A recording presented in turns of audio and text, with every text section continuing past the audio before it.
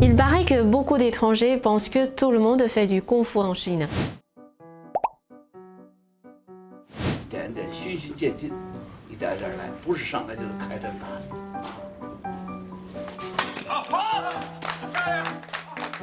D'ailleurs, ceux qui viennent d'arriver en Chine ont sans doute remarqué quelque chose. Dans les parcs ou sur les places, il y a toujours des personnes âgées qui font du tai chi ou un art martial du même genre. Ils sont humbles, vigoureux et en pleine forme malgré leur grand âge. Dans les années 60-70, la popularité mondiale de Bruce Lee est à l'origine d'un engouement pour le kung-fu. Ces films ont d'ailleurs battu plusieurs records. La Fureur du Dragon, par exemple, a battu le record du box-office asiatique à sa sortie et Opération Dragon, coproduit avec Hollywood, a fait 230 millions de dollars de recettes dans le monde.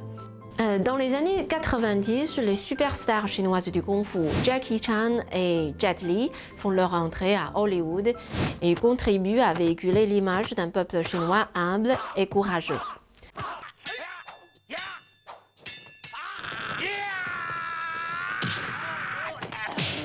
Puis, avec l'arrivée des réseaux sociaux, de nombreux passionnés et experts en arts martiaux ont commencé à publier des vidéos de démonstration.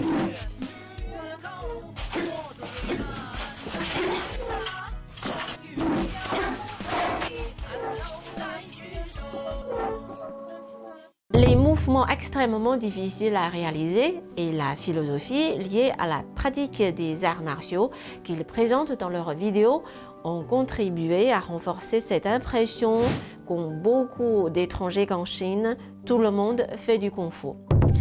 Mais c'est quoi le Kung Fu chinois?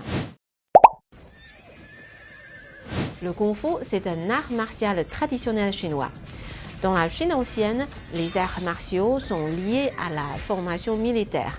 La pratique des arts martiaux est une tradition en Chine et c'est toujours le cas aujourd'hui. On pense que cela renforce le corps et permet de se défendre.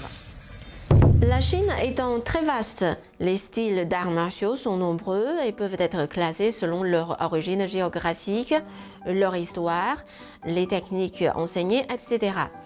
Par exemple, on dénombre plusieurs dizaines de styles utilisant des animaux pour définir leur technique. La boxe de la menthe religieuse, la boxe du serpent, la boxe du tigre, la boxe du léopard, la boxe de la grue, la boxe du lion, etc. D'autres styles portent le nom de leur créateur. Par exemple, selon la légende, l'empereur Taizu, le premier empereur de la dynastie Song, aurait inventé la boxe Taizu. La boxe Sun Bin doit son nom au stratège Sun Bin de l'époque des royaumes combattants. On peut aussi citer la boxe de la famille Yue qui porte le nom de son créateur Yue Fei, héros de la dynastie Song. Mais les Chinois sont un peuple qui aime la paix et s'il existe de nombreuses écoles d'arts martiaux, elles ont toutes un point commun.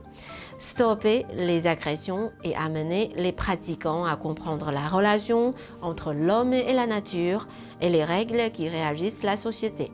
En chinois, art martial se dit wushu et les caractères qui composent ce mot sont très intéressants.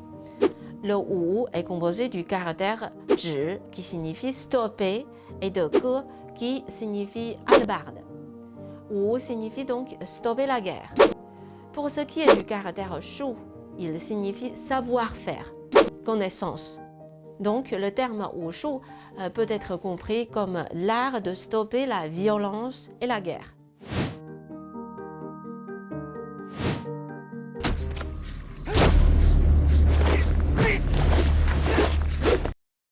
Les arts martiaux ne sont donc pas violents. Au contraire, ils servent à stopper la guerre et maintenir la paix.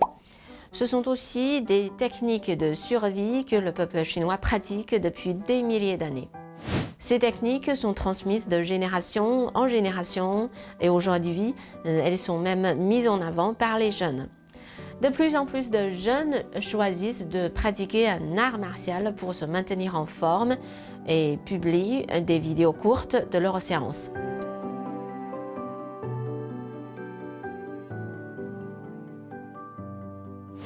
Vous pensez toujours que tous les Chinois font du Kung Fu? Et si vous veniez en Chine pour vérifier par vous-même?